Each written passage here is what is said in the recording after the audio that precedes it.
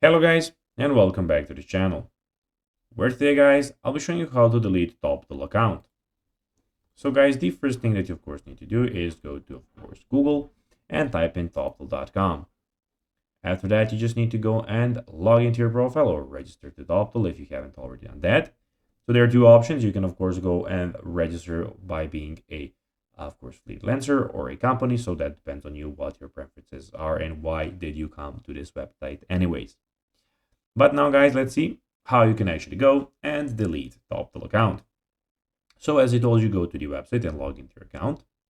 Then scroll down and click on send us an email link at the bottom of the page. So as you can see, if you need help, you can go and contact them on support@toptal.com here, as you can see, and you can go and click on there and you will have your email opened, of course, and you can go and contact them there. Provide your full name and address in the form. Write a message expressing your desire to delete your account. Click on the send message button.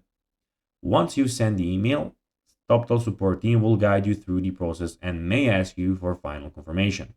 Please note that deleting your account is irreversible, so you must be sure you want to proceed before taking this action. So guys, that will be everything for this video. I hope that you found this video informative and entertaining, guys.